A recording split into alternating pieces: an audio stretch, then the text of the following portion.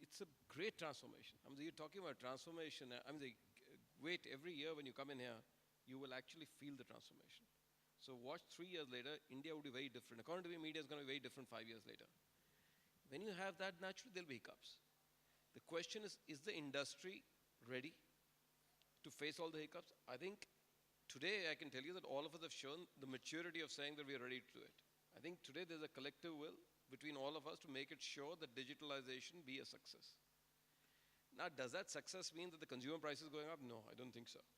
At the end of the day, consumer is going to decide, if you really look at it, he's going to decide and he's going to pay for what he sees. I mean, that's the relevant part, right? You pay for what you see. And I think the Indian broadcasting or Indian industry has got to get ready of fragmentation. It's happened everywhere, and you see it in the earlier digital data which has come out. Naturally, instead of 60 channels, when you get 200, 300, 500, 800, naturally your choices turn, change. And when your choices change, it's going to be, as they're saying, the audiences get fragmented. People are seeing less of various channels, they're seeing more of other channels. So that's going to happen. And the rates could go up, but according to me, I think it's going to be a gradual. I don't see a curve saying the rates are going to dramatically change. They will be naturally because the number of channels have increased, and because the number of channels increase, the rates logically should go up a bit. Less than a third are free-to-air channels. Yeah. Right? So the rate can only go up if there are more pay channels. That universe composition has to change. Yeah. And that would happen. I think it'll trigger off for all niche channels coming in. It's like, a 10 golf coming in, new lifestyle channels coming in, fashion, design, and all those will take rates up. And, to his point, as he said, that, whether you have 500,000 taking those, that's fine. And I think that the regulator's done a free pricing allowed. So if a new channel comes in like golf, it's 200, 300, people want to see it, let them pay for it and they can watch it. Right. Thank you. Yeah, I mean, as Anuj, just coming to you and Manjeet, we've had a few channels. Obviously, HBO's done the ad-free premium channel. A couple of others are coming in now. Anuj, I know you've historically and even now are very focused on gradual ARPU growth. How do you see that happening given, the consumer expectation, number one? And if both you and Manjeet can also address, the growth of local channels, regional channels, in digitalization, phase 2 and 3, niche channels. How do you see that developing? I think let me combine both the questions that you just asked me. So my first response is gradual ARPU, yes. I think what we need to do, and I think most MSOs will do it faster than they themselves believe, is to take the existing lot of channels and start segmenting it. You don't need to get a lot more new niche product to increase the ARPU. To give you an example, I don't think, like for example, DTH has done it very successfully. When we look at DTH industry today, I mean, it's 30, 45% of the market. They have packages rolled out. They have ARPUs or their top level pack going up to 450, 500 rupees. So it's not that, we need to get it out of our system that the consumer is not ready to pay. There is a 15, 20% depending on the platform, in each DTH platform, people who are ready to pay that kind of ARPU. So there are people there. And I think given the number of channels that we have, there is a market, for example, for South Indian channels in Bombay or Delhi. So is there an opportunity to create a separate pack where at least people who want a Tamil or a Telugu or a regional chip pack will pay more money? I think those opportunities are the first one to be exploited by the cable MSOs. And the last mile people need to be ready that yes, if I need to give some extra service, which could be existing channels, new channels will come, they will increase the ARPU and extra services will come at a future date. But I think we need to take one step at a time. I think classic, again, going back to what DTH has done, we don't need to reinvent the wheel. There is a competitive force out there which has done it successfully. They have packages rolled out.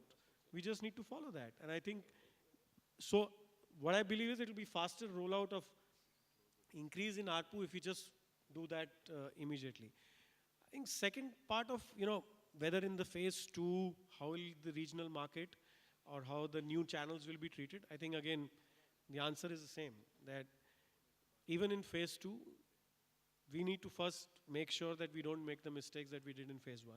So ensure that the forms, the billing, the tiering is not going to wait for another 7-8 months to be rolled out. If you can do that, even again, let's not do it on April 1st if it's not possible.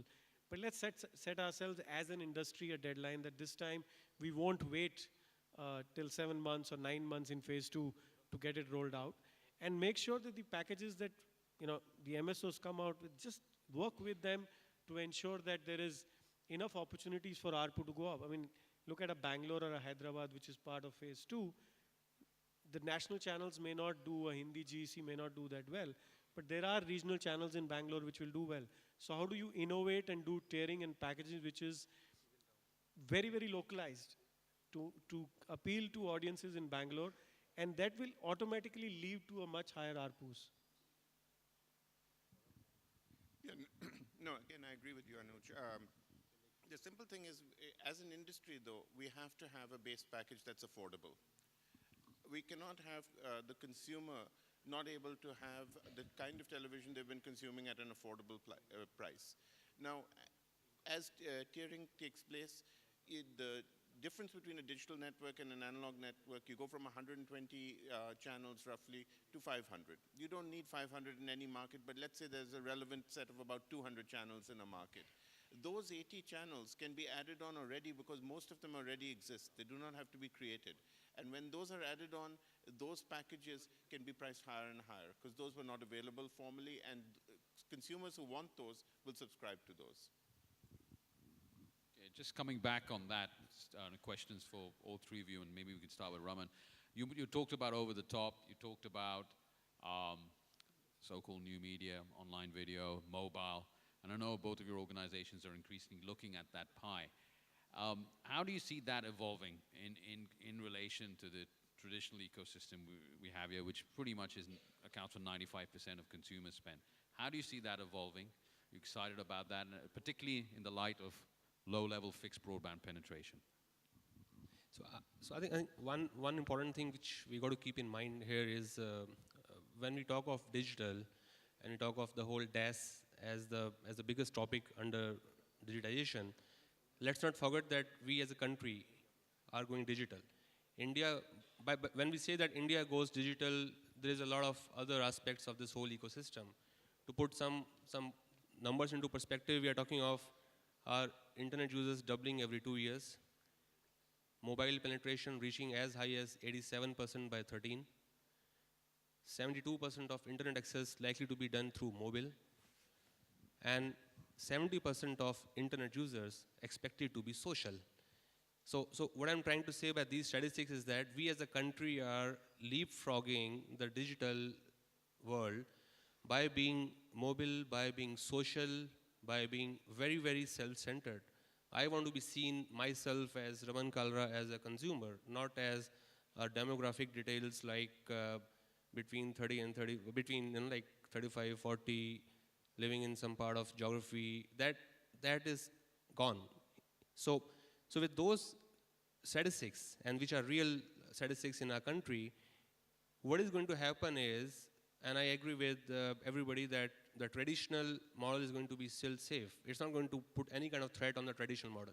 It is certainly not going to put an end to people sitting at their home and watching digital cable. They will happily watch that, they will happily pay for that, and they will happily pay for the extra channels also. But the same set of people will be paying a lot more money on multitude of content. So the question is, among the content creators or the distributors or the carriers, including the telcos and everybody, who gets the strategy right to get the pie of consumer paying that extra money? I'm happy to pay that extra money, whether it is Manjeet from Sony takes over that money from me, whether it is Sunil takes over that money from me. Who hits me, and who hits me as Raman Kalra, and who kind of knows me better, is going to be a game changer sooner than later. That's the key point. And do you see at the moment, Manjeet and Anuj, a scale of users for these non-traditional services that you're rolling out in partnerships with platforms, and a scale of revenues flowing back as well? Yeah, so we've been very surprised at the number of video downloads that we're seeing, even though broadband penetration isn't that wide. We're seeing video downloads both on mobile applications and on the wired internet. So there is a tremendous amount of interest in consuming content in alternate forms, and the long tail of our content is being consumed now in a much more significant manner, both through YouTube but also through our websites. And I think that that has been a very encouraging thing.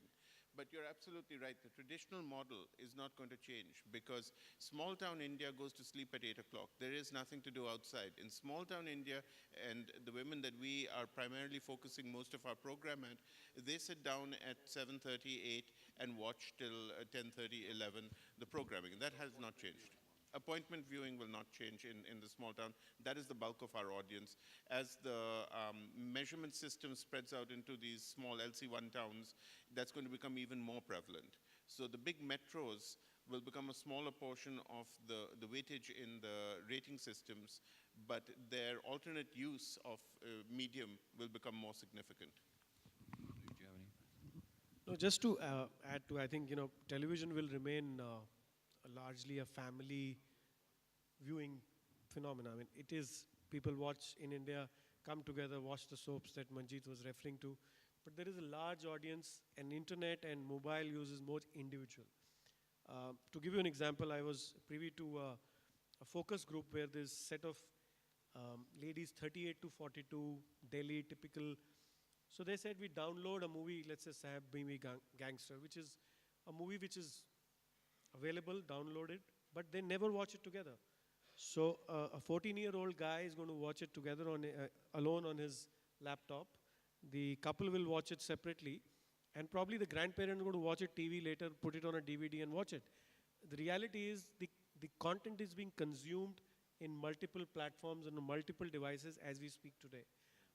I think we are still at an early stage to come with formulas or come with revenue models to monetize it correctly. There is a lot of piracy, especially on the movie content which is available.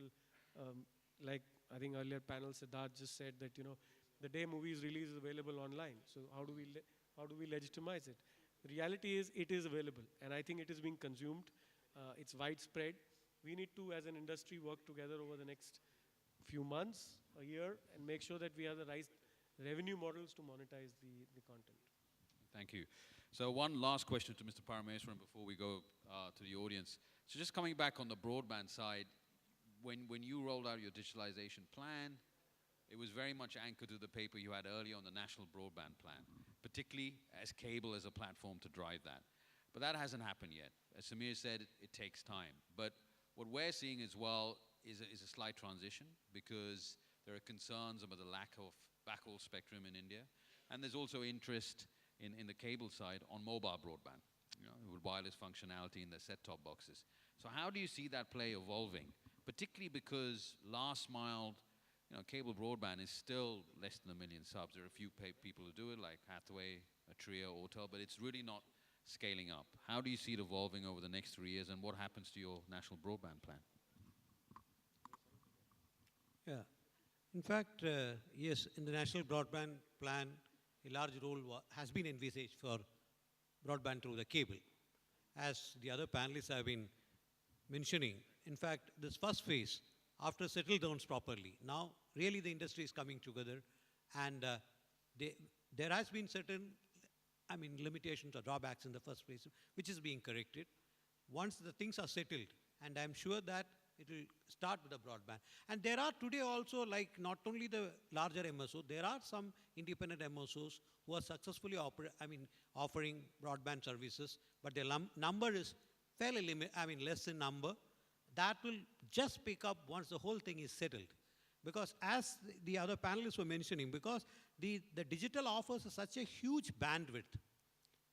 Like on one end you have the common subscriber, the Aam Aadmi kind of thing who wants to pay less and have some channels. And others is people who would like to pay more but would like to have niche channels. But let me clarify here one point, that in the digital environment, there is no price regulation on any HD channel, any SD channels, or the ad-free channels. For all these channels, these niche channels, if it's an HD channel, 3D channel, or an ad-free channel, the broadcasters are free to price the channel as they want. So now they can have packages which can cater to the common man. They can have channels which can, cater to the high-end users or the high-end clientele. All these are possible. So once the whole thing settles down, I'm sure that the next will be the broadband. It's only a matter of time that the broadband picks up. We are very optimistic on that. We are very open. Right. Have any questions from the audience? There's a gentleman in there at the back.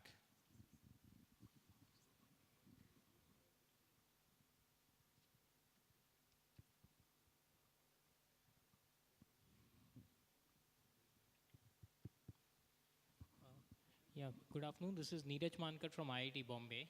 And my question is to the entire panel, anyone who wishes to answer. As we are moving more towards digitization more and more, what are those capabilities or competencies at a firm level, at the organization level that would be challenging for the television or for the other media entertainment industries to take full cognizant of the digital fact? We've been discussing all about the external factors and policy and et cetera, consumer. But at the firm level, what is it going to be very challenging? So for instance, what would you be doing at a firm level to make sure that you are geared enough for this digital challenge? Samir, do you want to take that? He's asking, what are you doing enough internally in talent, systems, and the way you move forward to be geared up for the digital challenge? Okay, let's look at it. One that internally is no rocket science. I mean, the world has done digitalization ever. So you have, the companies, outside companies who have done this, aided it. So all you have done, so it's like for us, we've got the, all the state-of-the-art companies, foreign companies who are working with us and setting all this up. So you have the best of the practices which are globally followed. So a lot of other companies are doing that. So I think that's not a challenge because it's all available and the world has done this. So I think there is, if you look at it, the challenge is really, again, so internally I don't think there's any big surmountable challenge. Of course, it's that the system needs to be tested. So the companies need to have done that 6 to 9 months earlier, or at least a year earlier. Now, cable companies who've been around have done that quite often. So the people who have done that later have had these problems, I think. But that learning is there, so I'm pretty sure the phase 2 and phase 3, these learnings will come in handy, and those also will move to a more seamless model. I think the biggest challenge which remains for all of us over the next few years will be talent. We need to change a lot of mindsets within our organizations from there was some debate of B2B versus B2C model. And I think, that is a fundamental, especially from the MSO perspective, but also from a broadcaster perspective on how do we develop a skill set for people who are in distribution business to move to the level of having intelligent conversations with MSOs on packages, tiering, to know your product much better than you did in an analog phase. So I think for me, the talent pool and how do you develop a skill set internally will be a challenge. Right. Another question, please. It's a gentleman here. I think it's Mr. Hi, Vivek, and everybody else on the panel. Since ARPU's packaging, tiering is really the order of the day for all of us, and since we've got aggregators like Indiacast and platforms like Den on the platform as well, how do we expect ARPUs to really improve if all aggregators and broadcasters are going to force feed premium channels, English premium channels into base packs? Everybody being available at 160, 180 rupees, we're never going to get into the 250, 300 plus game. So don't you think the onus is on broadcasters to take that premium content and package it in the higher packs, which can then drive consumers into those packs? It's a good question. No, I think that's exactly right. That we will, as tiering becomes available, broadcasters will move some of the major channels out of the base packs, and we'll have different offerings. So you might have a flanker channel that then goes into a premium pack. You'll have English channels perhaps in a different pack. So the base pack will look different once tiering is in place. Today, without the tiering, a lot of things have got into the base pack because that gives you the widest distribution, which still gives you the advertising revenue because it's TRP dependent. Whereas when you've got the ability to charge different subscription rates for your channels, then you will not be as concerned with the number of people that you're reaching. So I have one more question here. Okay. You want to ask another?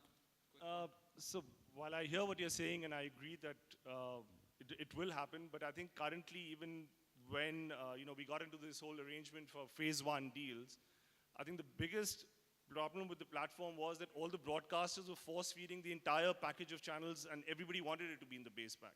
So that's why the game never improved. And yes, it's another matter that packaging and tiering hasn't really rolled out. It will in the next couple of months. But would then broadcasters like Sony ensure that a Sony Pix is not an 180 rupee pack, but moves into the 270 pack? Sure, sure. I mean, I think that the reason is we in the first phase, we haven't taken a per subscriber fee. So we've taken, continued the system, which was a lump sum payment system. And because of that, we've asked for, most broadcasters have put all their channels in the base pack. That will change once you've got tiering.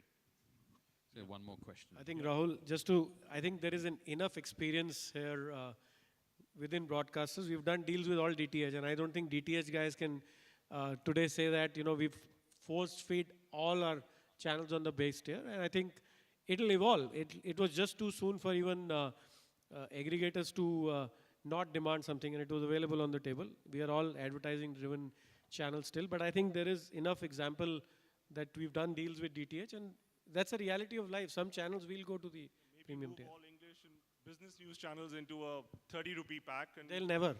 No, let's do that. Okay. I think that's the way to move ARPUs. Samir, the question to you, Anil Banwari here. Samir, yeah, in terms of your experiences with the local cable operators, their understanding of tiering packages going forward, how are you all working on that going forward in phase 1, phase 2, and what challenges do you see in phase 2? I mean, there are 38 cities. Are you present in all of them? What's going to happen in the cities? That's to Mr. Parmeshwaram. Let's look at it this way. So we were prepared, and actually as on 30th October, we announced the tiering and packaging. And so that was all done with all the broadcasters, as you're saying. But the understanding, I'm saying Yeah, from the now LCO the level. question is the following, and if you look at it, is what is the understanding? I think you got to also understand that what is the ecosystem pre-digitalization? Actually, it is still today, but the ecosystem, what is it? The ecosystem pre-digitalization was that there were these 70 or 80 channels which were just being given to everyone. And naturally, they were dependent on advertising. So the question is right now, as you're saying, is that you're trying not to disturb the consumer value. So if you really look at it, your 80 or 90 channels which are being given there are still on your base pack.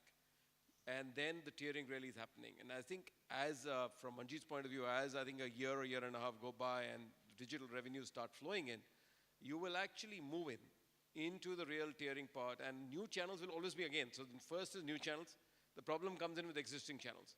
Existing channels who have got a set of consumer ratings, audience, and revenues, what do they do? It's like Rahul's question, what do we do? Could be a news channel, could it be a premium channel? I don't know.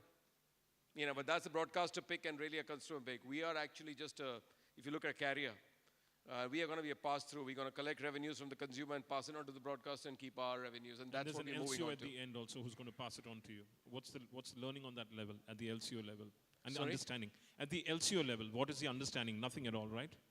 No, if you look at it, sorry, you got something. If you look at it today, the LCO is, in a way, once digitalization settles in on all these know your customer forms and everything in, hopefully in the next 30 or 60 days, TRI said 30 days by March, but assuming April they're done, the LCO is aligned actually, so it's a fairly good thing because he gets 35% of every single thing. So he's aligned. If you look at it as they say, if the broadcaster is sitting all out here and saying, hey, I want this channel to be priced at 50, or some of our channels go into a pack which is 50 rupees, he's going to get 15 or 17 rupees. So he's very happy because the LCO is actually aligned and the balance 65 is going to be shared between the two of us. Yeah, but going into the next phase, last question, the next phase, that's where the challenge is, 38 cities. Getting those guys down there, the LCOs in those smaller towns. All right. I may be wrong, and I don't know, but the 38 cities, there are a lot of cities which may not be that much of a challenge. Actually, if I look at it, these two cities were bigger challenge, especially Delhi, and I think they were bigger challenge because they were so mass and they're very different. That is actually smaller cities, reasonably organized. I think they haven't had maybe that much of competition or A, B, C, D or some or the other. I do get a feeling that it actually could be smoother than this. I'm not saying all 38, but I'm saying 15 or 20 could be better. Okay, we got two questions. That's it. One here and one there. Okay. Ashok Mansukhani. I just wanted to ask two questions from our broadcaster-dominated panel, because there is only one MSO there. There are about 19 days left for phase 2, but not many broadcast agreements in place for those MSOs who've been around for 20 years. I think we need to correct that situation as an industry. We don't need to go to a court for it, I hope. It's just a hope.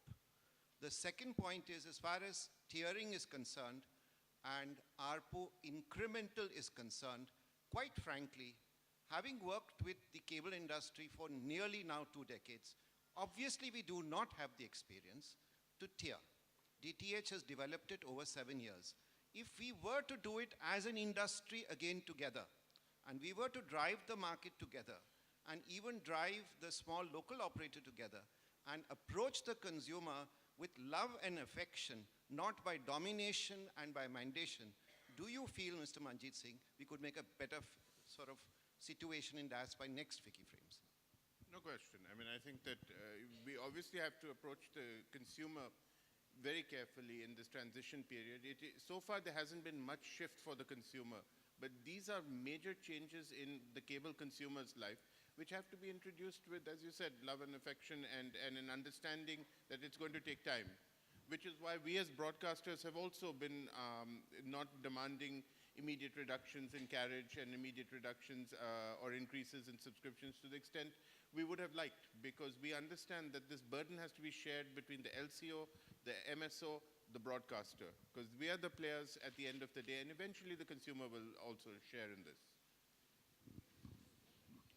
Yeah, my question actually is to Manjeet, Tarun, and to Sunil actually. Currently, under the regulatory regime, you have a situation where the regulator looks at HD channels and ad-free channels as being free of pricing.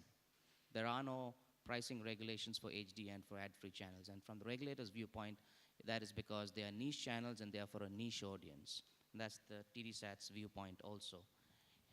From a pure content point of view, and I'd like Sunil to look at it from a news point of view, and Tarun from an entertainment, and Manjeet from a movies and a sports point of view.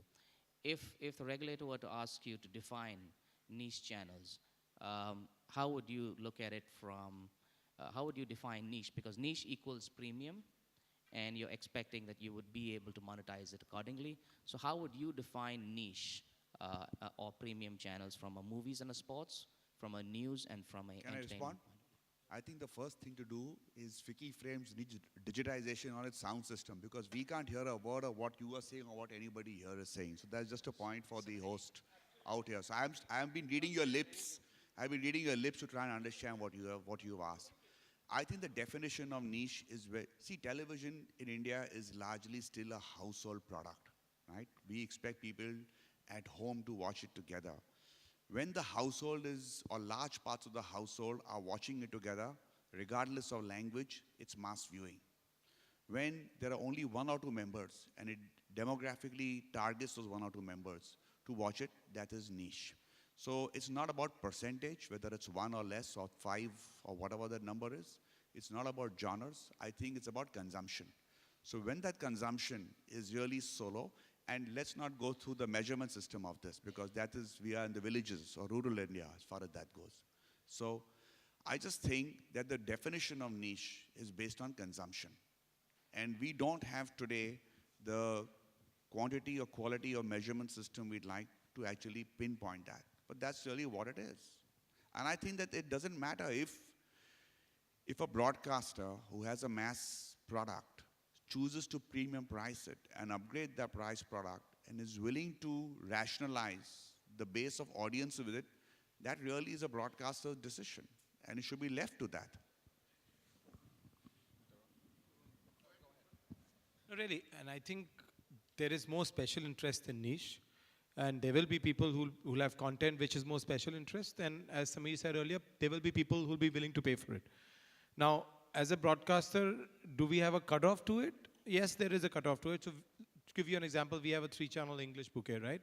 And we've decided that one of the channels is going to go dual language and mass and stuff like that. And so that definitely doesn't get into our special interest strategy. But on the other side, we have a channel which is primarily English, very premium, and we want to keep it special interest. So every broadcaster is devising a strategy that allows it to be able to monetize from the ground or monetize from advertising. And I think that balance is something that your P&L will have to find. Yeah.